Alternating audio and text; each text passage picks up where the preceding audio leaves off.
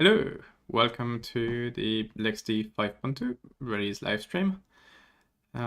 First of all, apologies for not publishing more videos lately. It's been a bit of a crazy time between travel and some other personal things kind of going on. We'll be going back to more of a normal schedule moving forward, and I've got actually some news around that at the end of this live stream. So, LXD 5.2 was released on Thursday, kind of as usual, with the announcement and everything coming up on Friday. Some fixes have been pushed also already to the Snap channel, and it's now rolling out to stable to everyone.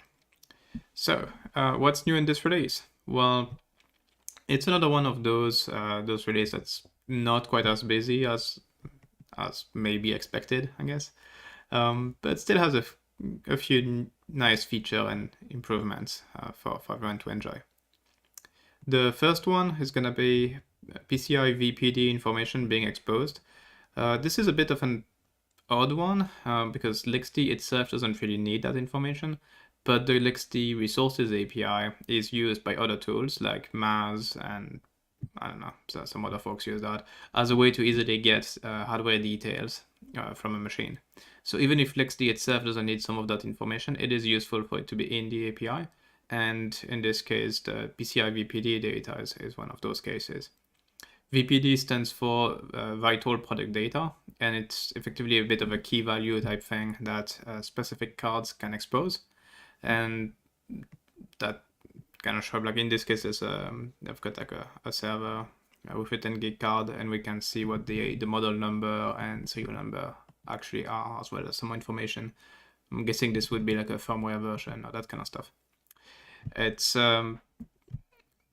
it can be quite useful in other less common cases, like the main driving case we had for adding this particular feature is because of SmartNICs. And SmartNICs are very weird beasts that effectively, because they've got an onboard Linux system on the NIC itself, they are visible from both sides of the PCI bus, so both the machine they're plugged into can see them, and the SmartNIC itself can see the PCI bus. And you need a way to actually line things up, like to know like what SmartNIC are you looking at from the host system. And the most common way to do that is actually to look at the VPD information, to look at something like the serial number of the SmartNIC, so you can know, okay, well, I've got a shell on the SmartNIC. It knows that its on serial number is this string. Let's go and find out what slot it is on the host system and what network interfaces might be showing up from that card. So that's the main reason for adding this. It makes it a lot easier in this case for Maz to be able to relate the host system with the specific network cards that are inside it when we're looking at SmartNICs and other accelerators and DPUs like that. All right. The next feature is a pretty simple one, just the ability to copy a profile across project. That's particularly useful when you're setting up a new project because like it just saves you from having to create and manually do something like config show and config edit, or profile show and profile edit to copy the actual content of the profile. Now you can just do a profile copy from one project to another directly. The next feature is primarily for support of Cloud Init. So it's extending what we have in the devLXD API. So devLXD is the API that's accessible from within an instance. And that API now has had for a while the ability to get events for things like configuration changes on the instance, as well as devices being added or removed from the instance. But all of those events were always over WebSocket, which is perfectly fine for a lot of users, and it's pretty easy for LXD to support because Go WebSocket is pretty mature and works pretty well. But other languages like Python have a bit more of an issue interacting with WebSocket and much rather just have a normal HTTP connection. So that's what we added now, where it's possible to connect over the normal HTTP streaming kind of method, which will give you a blocking HTTP call, and new messages will show up as effectively individual messages as the JSON structs over that. So it gets the exact same data, but in a way that's more compatible with some other languages, in this case Python. The next feature we've got is server-side filtering being used by the CLI. So LXD for a while has had support in the REST API for filtering of a number of collections. So the list of instances, for example, the list of storage volumes, and I believe the list of images, all support server-side filtering. So instead of getting everything and filtering it in a client, you can actually tell the server, just show me instances that are in state so-and-so, or have this config key set, or something like that. The CLI did not support any of that on the LXD side, so we would always filter on the client side. This has now been changed, where like, depending on what filters you want to apply, if they're determined to be something you can apply on the remote side, then they're gonna be passed to the server, and the server will filter instead of the client. So that improves quite a bit the speed of those API calls, and also the amount of data being transferred. And the last feature is another optimization, which is that for virtual machines, LXD will now use librbd instead of using the kernel RBD driver. So instead of LXD itself talking to Ceph and setting up a mapping and getting a block device on the host system, which shows up as a dev RBD device usually, and then passing that as a disk to QEMU, it instead tells QEMU how to connect to Ceph directly, and QEMU then uses librbd to do that connection.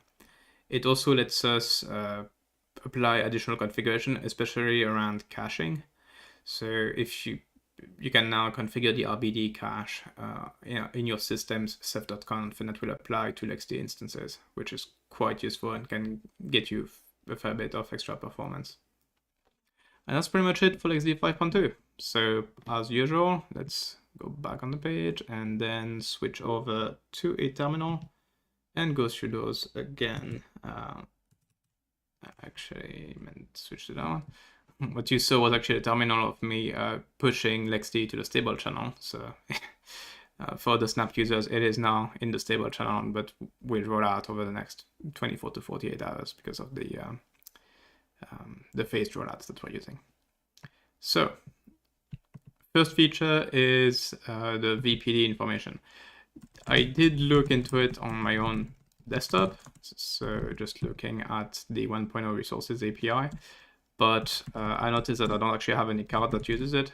So you can see VPD here mentioned on every PCI device, but it is empty.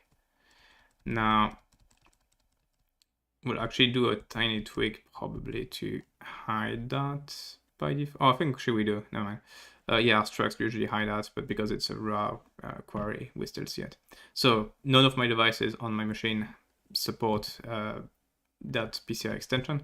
But if I go look at a remote server, then on this machine, I do have some NICs that have it. So if we scroll down a bunch, eventually gonna see one show up where VPD is gonna have some stuff.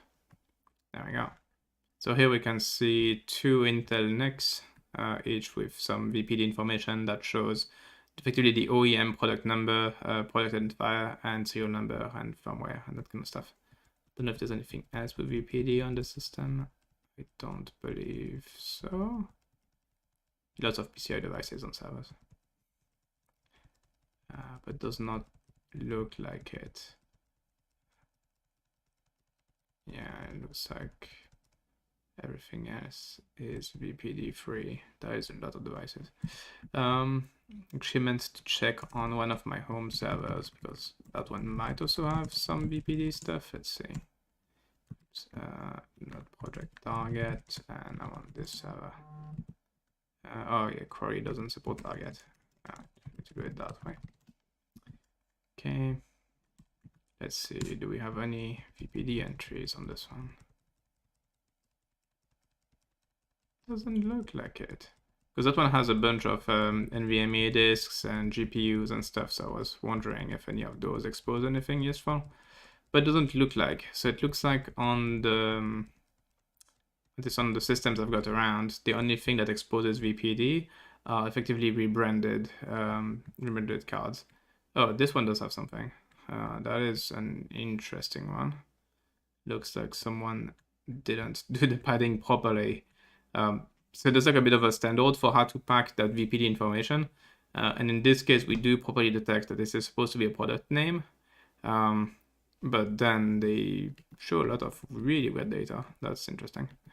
So that looks like a card that's not packing the VPD information properly. In any case, so it looks like in my case it's mostly network cards that use it, and only, well, mostly those that have been rebranded by some kind of OEM. I don't have any SmartNICs here to show, but those would also use it, and that's the main reason for it. So that was the VPD feature. The next one, I believe, was the profile copy thing. So let's see, I should have multiple projects here. Let's go look at the profile list inside of project demo. Okay, let's profile delete bar in demo, and then do a profile list in my default project, and just do, so if I do bar in this project and I want to still call it, well, let's actually copy it and rename it to foo. So copy from bar to foo, and the target project is demo. And now if I go here, there we go. So that's pretty simple. Works fine. I'm not sure what's actually in that project. Let's look. Okay, it's an empty one, so not too useful to look at, but that's the basics. It just works. It makes it a bit easier in some cases to set things up. All right, the next one is the HTTP streaming support on the LXD API. So let's find ourselves a nice instance. Let's take that U1 instance here. And I've got curl already. That's convenient. So if you use curl instead of an instance, you can use it to talk to Linux socket. So you can do dev LXD sock, and then do LXD 1.0, and you're talking to the LXD API. Now, if you want to hit the events API, it's /1.0/events, but you need to pass the -n argument, so that's curl expects a non-blocking call. So you can see this is just waiting here.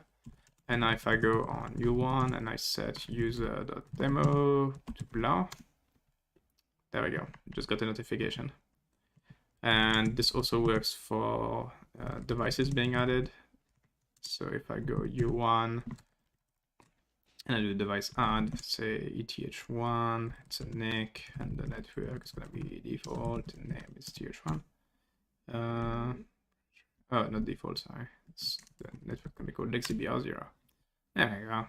Now we get an event saying there's something that got added. It's a NIC. It is if0, and the name on the system is if1.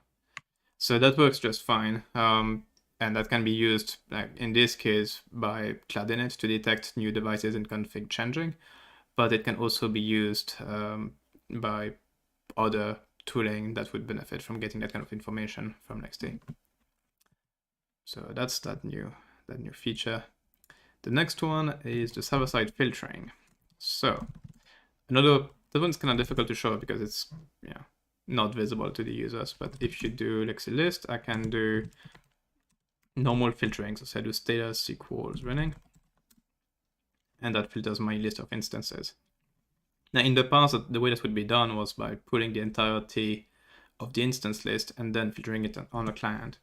But now if we go look at the debug output and go look at the request being sent to LXD itself, it's a bit before here, there we go. We see sending request to LXD, get, and there's instances, question mark, filter equals, status equals running. And that means that LXD then did the filtering and did not return the other instances to us at all, saving a fair amount of database queries and everything on the server side. So that's a nice optimization. The other optimization is the switch to using librbd within QEMU. This one is even harder to show because LXD for a while now has supported this code plug with VMs. And so we don't even write our disk config within the QEMU config. So I can't even show you the qemu.conf to show you that there's RBD something in there. It's not visible at all.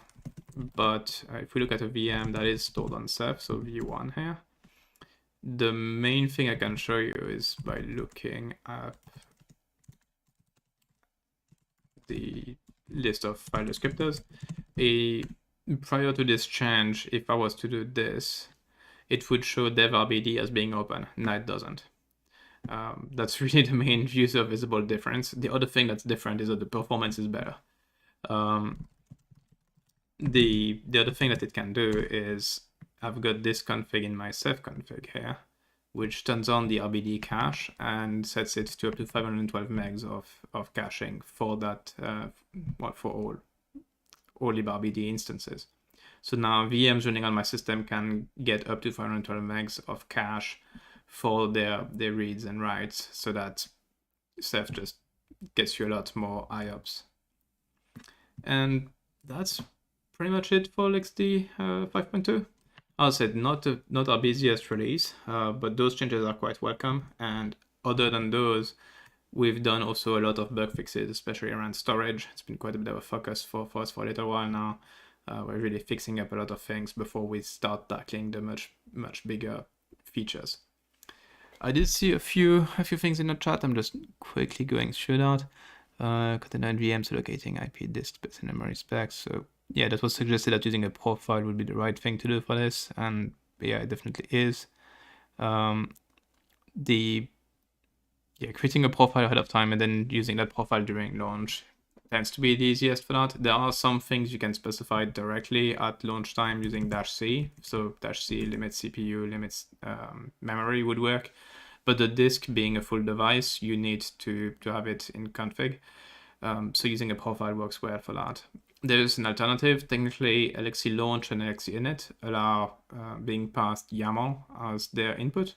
So you could actually come up with the exact definition of everything that you want, and then do an LXC launch and pipe in the YAML that you want, and then LXD will use that.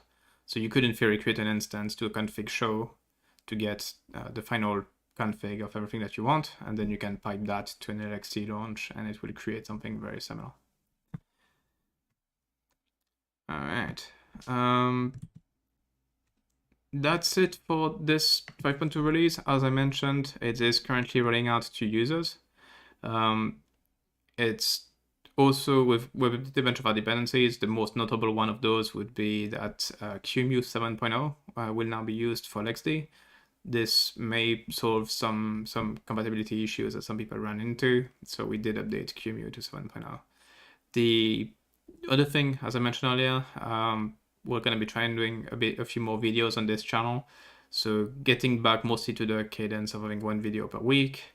The other thing is we're looking for people willing to kind of share their LXD experience and set up on our community forum. And some of those might turn into just like posts on the forum. Some might turn into posts on the Canonical product website, maybe for like kind of user stories. And some of those might also turn into recorded or live interviews on the YouTube channel.